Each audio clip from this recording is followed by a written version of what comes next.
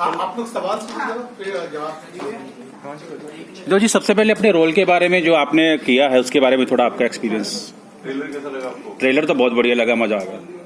सो intelligence bureau की film है। Intelligence bureau Hindustan का खुफिया विभाग है जो दुनिया में कहते हैं कि नंबर 1 की पोजीशन पे है। इसके बारे में बात नहीं करते। हमने हिंदुस्तान में आज तक फिल्म बनाई नहीं है इंटेलिजेंस ब्यूरो के ऊपर। मैं अक्सर जब अपने दोस्तों से मिलता हूँ उनसे पूछता हूँ कि अमेरिका की खुफिया एजेंसी सीक्रेट सर्विस का नाम क्या है, या KGB कहाँ की है या मोसाद कहाँ की, सबको पता होता है। बट हिंदुस्तान में जब मैं पूछता हूँ तो लोग कंफ्यूज रहते हैं। हम ही फिल्मी बॉय कौन सी अपनी सिक्योरिटी सर्विस और IB क्या है, और इन दोनों में क्या डिफरेंस है?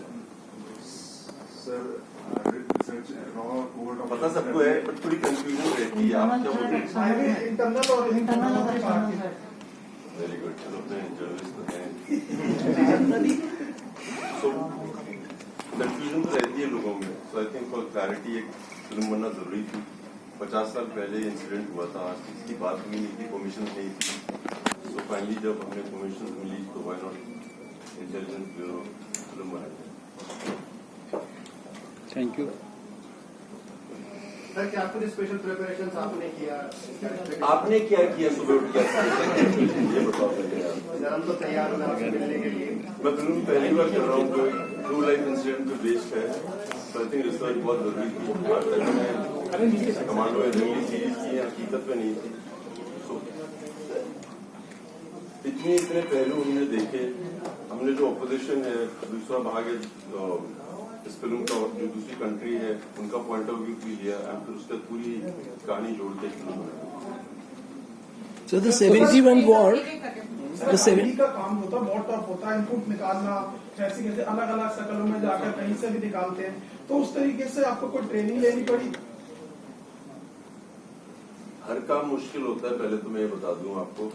पर इंटेलिजेंस ब्यूरो का काम अलग इसीलिए है क्योंकि मैं जैसे आज के दुनिया में हम लोग मिलते हैं लोगों को, सब लोग फेमस होना चाहते हैं।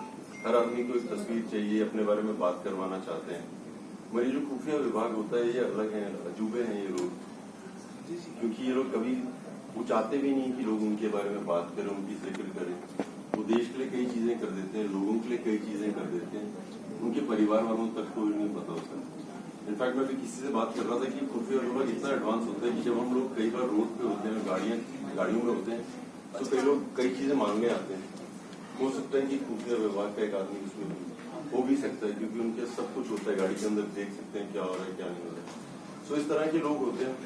मेरे फादर आर्मी में थे, सो किस्मत अच्छी थी उनकी वजह से मैं कई लोगों को मिला हूँ, कई लोगों से बातें हुई हैं। सो एक अलग पहलू है इंसानियत के इन लोगों का। So the 71 war, the 71, this is based on that. That was the last war, India and Pakistan. So what was like the main thing which came out of it? The peace accord.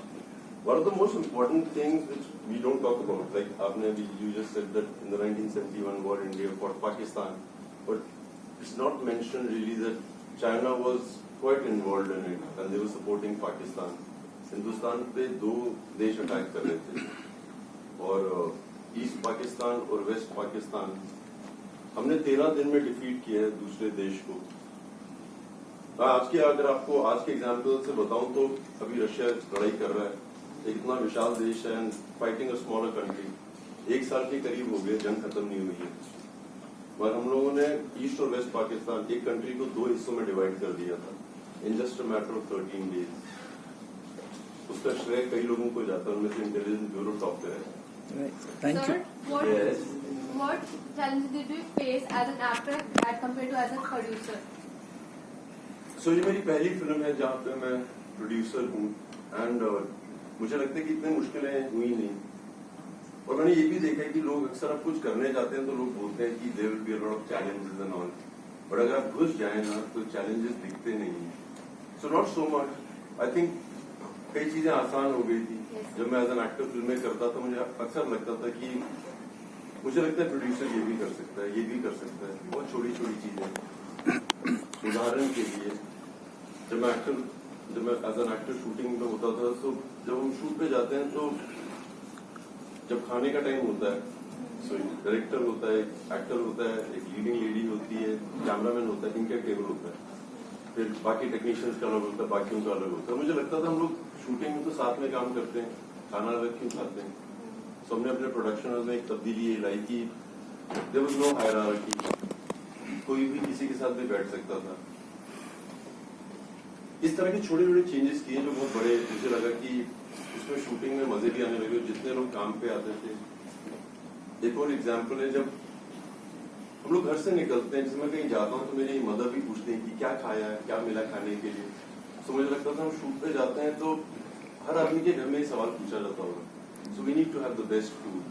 So action hero film में हमने ये भी लाई कि हर दिन हम check करते थे कि किसको कैसा लगा, and we change a lot of food people. I think the standard, ये छोटी छोटी चीजें हैं जो बहुत मायने रखती हैं, जो लोग काम करते हैं उनके लिए। ये सब मैं कर पाया।